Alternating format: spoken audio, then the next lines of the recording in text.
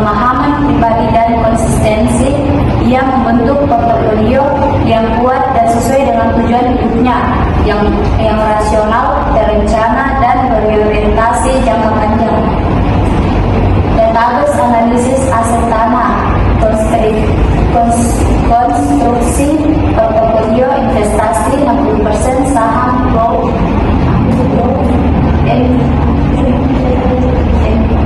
NTK atau GOTO, 20% saham blue chip, BBCA, TLKM, 20% reksadana atau ETF. Justifikasi pemilihan aset, MTK media dan digital berkembang atau bank digital berbasis ekosistem, motor ekosistem teknologi besar. BBCA dan TLKM stabil berfundamental kuat. EFT verifikasi dan efisiensi. Risiko dan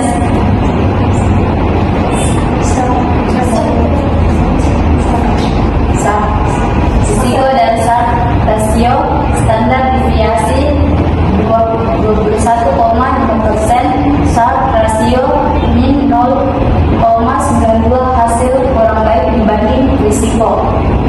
Simulasi kinerja portofolio saham growth turun tajam di tahun 2022 sampai 2023. BBCA dan TLKM relatif stabil. Reksadana tetap tumbuh positif.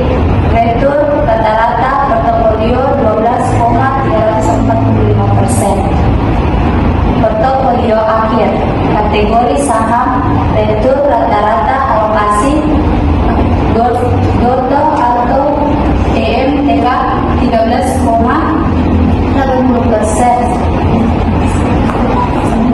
sampai 50%. Chip BBCA TLKM 8,70% sampai 35%. Reksadana atau ETF 6 obligasi 14,50% sampai 15%.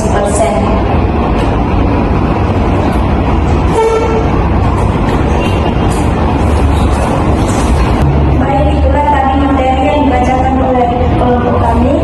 Ada pula kesimpulan kami, yaitu portofolio menggabungkan keturunan tinggi, growth, dan stabilitas blue chip ETF strategi sesuai dengan profil resiko menderat.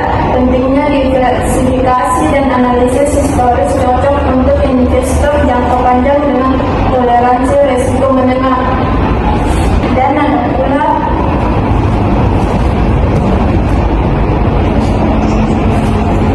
pertanyaan dari kelompok kami kepada Bapak Indra.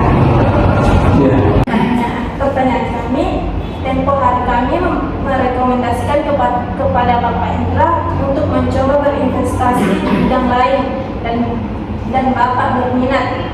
Dari sekian banyaknya jenis investasi, Bapak Indra lebih memilih untuk berinvestasi di bidang saham tanah. Jadi di sini saya ingin bertanya kepada Bapak, yaitu satu, apa alasan dan motivasi Bapak sehingga memantapkan diri untuk berinvestasi di saham? Oke, terima kasih ya. Jadi assalamualaikum warahmatullahi wabarakatuh.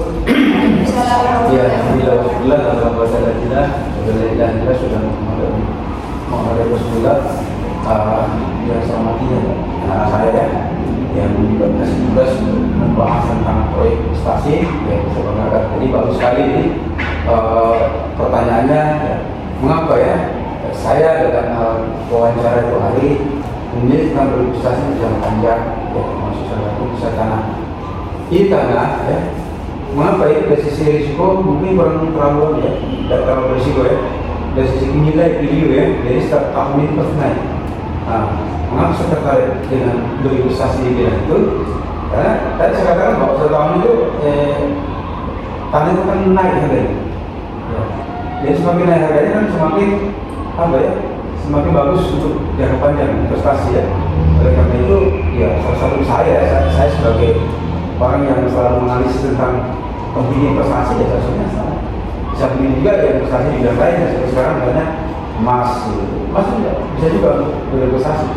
Karena kita tahu emas itu setiap tahun itu bukan tahun ya, bulan ini naik terus. Yang penting kita jangan berinvestasi yang sifatnya investasi bodoh. Nah, investasi bodoh itu pasti kan ya ada ya gunanya. Contoh misalnya kita berinvestasi tanah tapi tanah yang bermasalah. Ya, murah mungkin, tapi itu resikonya besar. Di belakang kan misalnya ternyata itu tanah bermasalah, artinya rugi kan, kerja risiko. Oleh karena itu dalam hal berinvestasi kita lihat dulu kira-kira lagi mana tren. Kalau tanah kan dari dulu nggak ada matinya, kecuali emas itu kan ada matinya. Cuma sekarang itu kalau investasi emas itu ya pasti naik terus nilainya. Jadi oleh karena itu dalam hal berinvestasi kita harus memilih mana kira-kira yang cocok untuk diinvestasikan. Karena itu jangka panjang, investasi jangka panjang. Ada investasi jangka pendek, tapi yang termasuk itu berinvestasi jangka panjang. Ya, mungkin Bapak contoh tadi kita berinvestasi tanah, ya. Hari ini kita beli per meter sekian, ya, misalnya per meter 700 misalnya. Nanti 5 tahun, 10 tahun itu mungkin bukan 700 itu sampai 5 juta per meter kali. Panjang lebar di sini berapa? Jadi kita bicara nilai yang meningkat. Oleh karena itu investasilah dengan investasi yang memiliki nilai, jangan berinvestasi yang memiliki nilai itu dulu. Tadi yang saya katakan investasi bodoh. Itu ya, silakan. Kasih. Pertanyaan kedua, selama Bapak berinvestasi di saham, apa tantangan yang Bapak hadapi sebagai pemula yang baru mulai berinvestasi di bidang saham? Ya, tantangannya tadi itu ya, kan kalau misalnya menggunakan saham itu kan geopolitik di dalam satu negara itu kan ya pasti bervariasi ya. Ketika politik itu kurang bagus, efeknya ya nilai jual saham rendah. Tapi ketika kondisi politik bagus, mempengaruhi perekonomian yang bagus, otomatis nilai saham itu meningkat. Itu tantangannya. Jadi kita sebaliknya dalam melihat saat kalau kita berinvestasi. Kalau misalnya kita bercerita masuk saham itu fluktuatifnya itu. Kita beli, kan harapannya kita bicara saham itu membeli murah menjual mahal gitu. Ya, kan bisa begitu. Sama tadi kita berinvestasi di dalam emas ya, kita belinya murah, jualnya mahal. Jangan sampai terjadi kita beli mahal, jual murah. Itu kan investasi yang menurun, bukan menambah. Nilai menurun itu yang saya maksud. Tantangannya banyak. Makanya kita dibutuhkan pandang-pandang analisa itu ya. Ketika kapan kita harus melakukan investasi. Oke? Selanjutnya menurut Bapak dari kedua investasi yang Bapak ambil, yaitu investasi properti tanah dan saham, mana menurut Bapak yang lebih menguntungkan dan mengapa? Dan mengapa Bapak berinvestasi di saham tersebut? Iya, jelas. Selain investasi pasti ada nilai plusnya ya. Ada nilai plusnya dari keuntungannya, baik itu berhubungan dengan investasi tanah atau properti maupun berinvestasi saham dalam bentuk obligasi apa. Yang jelas masing-masing memiliki plus minusnya ya. Jadi kita harus bisa melihat kondisi, misalnya kondisi sekarang ya. Contoh kalau misalnya kita berinvestasi di bidang properti, misalnya di Kota Palopo misalnya. Kota Palopo itu kan kota yang perkembangannya cepat ya. Banyak penduduk dari luar masuk, orang pada pendatang masuk. Orang masuk kan pasti cari tempat kan. Ya nggak mungkin numpang keluarga, boleh numpang 1 hari 2 hari kan nggak mungkin. Jadi pasti dia betul punya rumah. Jadi semakin maju suatu daerah, suatu kota itu pasti membuka juga tempat tinggal. Nah, oleh karena itu untuk investasi di bidang itu, kalau daerah-daerah yang berkembang itu sangat cocok. Kecuali kalau kita mau berinvestasi di daerah-daerah yang masih belum berkembang, yaitu daerah pelosok ini. Rata-rata kan punya rumah, bahkan rumahnya kosong. Tapi kalau di kota kan, paling ya kos kan. Kita tahu kos itu tinggi biayanya kan. Ya, jadi daripada kos dalam 1 bulan misalnya 700, dalam 1 bulan 900, 1 bulan 1 juta, mendingan dia berinvestasi perumahan misalnya. Oleh karena itu saya tertarik di situ, karena perumahan itu tidak ada matinya ya. Ketika orang itu masuk mau berkembang dalam satu daerah, itu alasan saya. Yang jelas pasti setiap investasi ada risiko, ada plus minusnya ya. Oke, lanjut.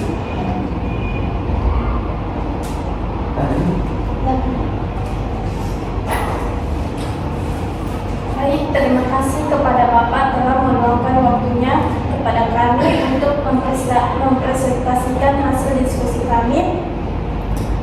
lebihnya mohon dimaafkan. Assalamualaikum warahmatullahi wabarakatuh. Waalaikumsalam. Assalamualaikum.